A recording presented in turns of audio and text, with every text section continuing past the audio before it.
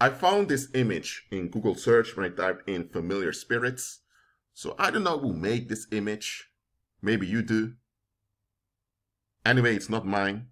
Nevertheless, I'm going to use this image as a background because it shows what is going on with many people.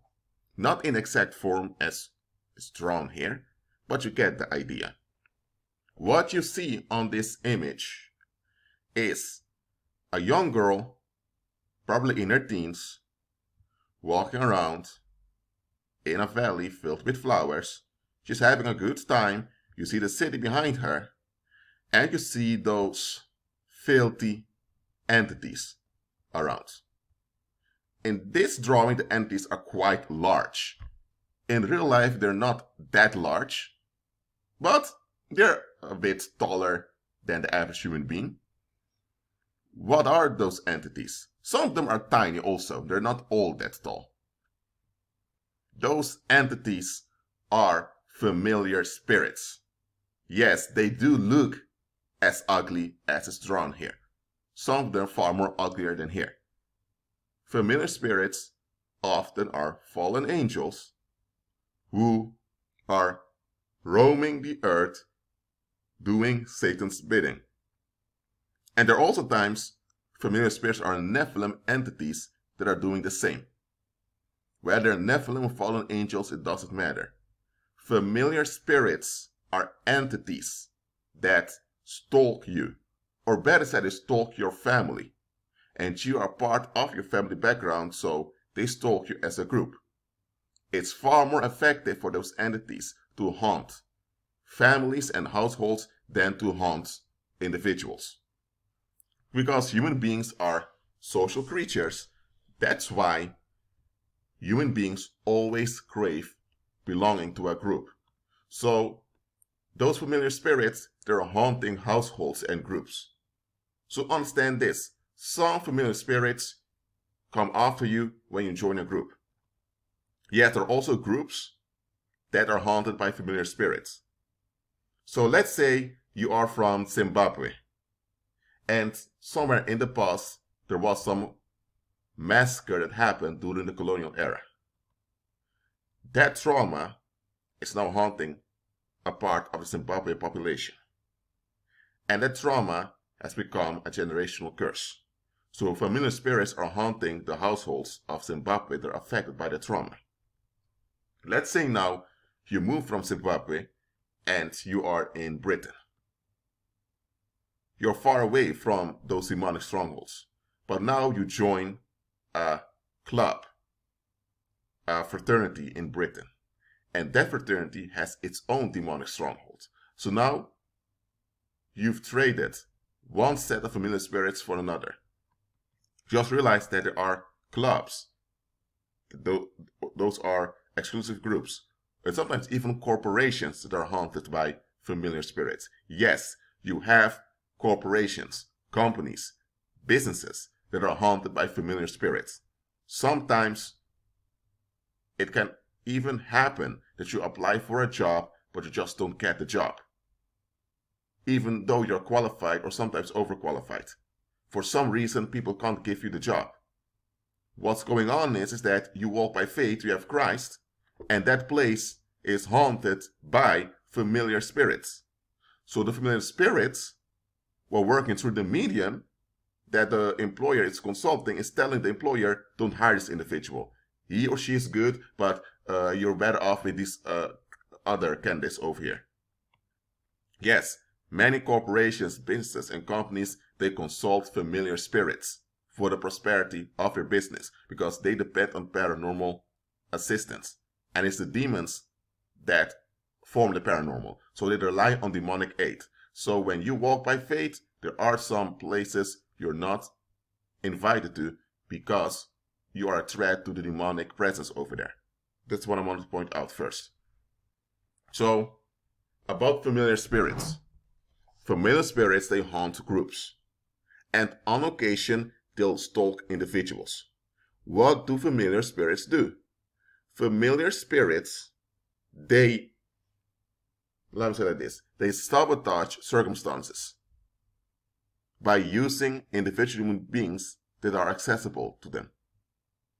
They do this to keep you in a pattern. That is what it's all about. And because human beings that aren't renewed in their minds often don't have the insight that they are operating in patterns, that they're stuck in cycles, it's very easy with evil spirits to keep them trapped. It's far more difficult to keep believers trapped because believers at least have the leverage that they have the Holy Spirit. But especially unbelievers, familiar spirits want to keep you in the familiar. So anyone out there who wants real life change for the better, they need to be delivered from familiar spirits. Because if you're not delivered from familiar spirits, you will encounter similar situations over and over again. And you'll be thinking, what am I doing wrong? But it's not you doing anything wrong. It's not you. It's familiar spirits using people around you to trap you in a pattern. Let me give an example. Let's say you grew up in a household where the father was, or where your dad was, quite emotionally absent. But when he was frustrated, he would lash out. He would become physically violent. You're out of there. You never went back to your parental house because you thought, I don't want to deal with these toxic people. You did the right thing. But every job you had, all the friendships you've encountered, or all the friends you've made over time, you realize that you always encounter people that are similar to your dad. Even though you know your dad was toxic and you broke off contact with them for your own safety. So you're not looking for trouble, but you keep encountering people who are just like your father.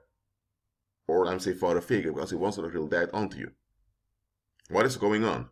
Familiar spirits followed your father since birth. They know what caused your father to become bitter. They know how your father affected you while growing up. So they know the trigger points that you've developed over time. And the evil spirits know that you have forfeited having contact with your father because you consider your own safety. So evil spirits know that you are alert. That's why they play it smart. That's why wherever you go, they will scan the environment to look for people with similar bitterness issues as your father.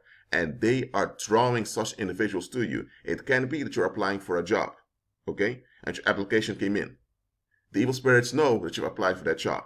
Normally, it's the manager that has to go through the applications. But for some reason, that day, it's one of the employees that has to do the applications. And this employee either has bitterness issues himself, or if it's a woman, often her husband has bitterness issues.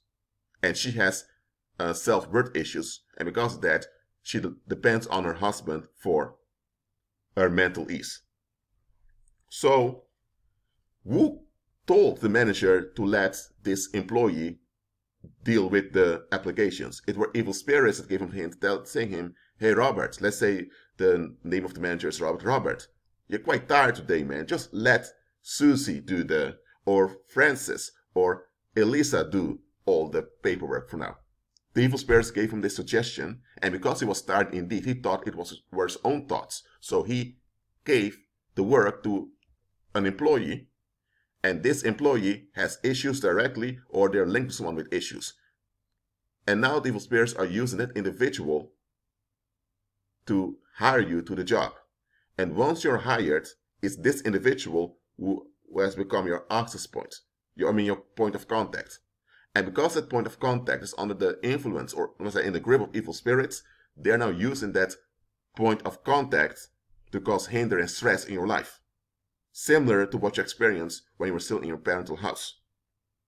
So the evil spirits are recreating the same atmosphere with other people to keep you trapped in this cycle of seeking relief. That is how familiar spirits work. Or it can be that you're sitting somewhere, probably in, let me say, you may be in the metro or at the train station or just in the library. And suddenly you have those angry people coming near you and they sit down next to you, or they kind of feel comfortable being around you. And those people are defective, filled with violence, and they're about to explode. And then you think, why is it that I keep attracting those defective people? Now, if you walk by faith and you are a male believer, your masculine health will attract broken people because they crave healthy masculinity. And even effective people will want to be around you. So that can happen. That can be an explanation. If you're a female believer, it's a bit different. But whether you're a male or female believer, if you're at a place and you only get defective, or you only get defective people or people who are time bombs coming near you, it's familiar spirits pushing them on you in the hopes you will be trapped in bad relationships.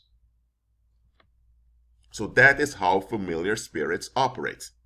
So what do? This is what you can do to outsmart familiar spirits. Do not walk in patterns. Do not go around in cycles. If you go to the supermarket every Tuesday at 5 p.m., then I want you to start going to the supermarket on Wednesday this week, next week on Friday. So change your habit. Or better said, don't form any habits at all. Be flexible and unpredictable. By doing this, familiar spirits have to remain updated all the time. See it as someone with a gun pointing the gun at you. If you stand still because you're frozen by fear, you made it very easy for them to shoot at you and to kill you. But the moment you keep moving around very quickly here and there, you jump to the right, jump to the left, then to the right, then to the left. The moment you keep moving here and there, they'll have to rearrange their focus all the time, and this will exhaust them.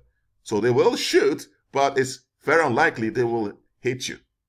Even if they are experienced snipers, when you are in movement all the time, it's very difficult for them to hit you.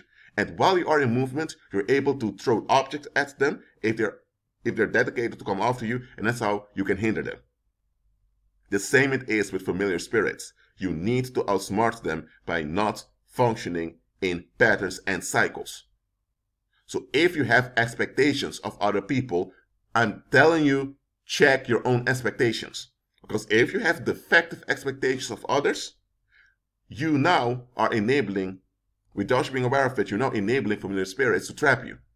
For example, if you expect, and this is something a lot of women today have, though to feminist programming and though to Disney and Hollywood influences, let's say there are many women who expect to find Prince Charming or the right guy, which implies a man where they never have to face themselves, where they will never have mental nor emotional challenges because they don't want to face themselves. If that's you, I don't care if you are a female believer, if that's you, if you still have that defective expectation, then you are already trapped in a cycle. That's a cycle of always looking for something that ain't there. And because you're looking for something that ain't there, the only thing evil spirits have to do is they have to push someone in your direction that appears to be what you're looking for, and you're hooked. You're trapped. The rest happens by itself. So whether you're a male or female believer, check your expectations and throw out defective expectations of others. What I mean is, society brought you up. Society conditioned you, as it did to all of us. But society also gave you expectations that are defective. So unlearn and throw away defective expectations. Because as long as you have defective expectations, you are very close to embracing familiar spirits. You can outsmart and outdo familiar spirits. Those entities are not invincible, absolutely not. Those entities are parasites, they're very weak, and they depend on you being stuck. So the way to outsmart them and to outdo them is to be unstuck. That's why if you're haunted by a spell of loneliness, just go to the Starbucks once, or just go to the library once, or just decide to go to an event once. Let's say you never went to a comic event. Just go to a comic event once and open yourself up to the subject of comics. Begin to read some comic books. Do something you don't usually do, as long as it's not self-destructive. Do something different once in a while to meet other people. By doing that, you're away from that cycle of feeling lonely. When you do these things, you make it very hard for familiar spirits. You make it very hard on familiar spirits because they're now occupied with having to keep up with you. These are just tricks you can use to shake off familiar spirits off of you.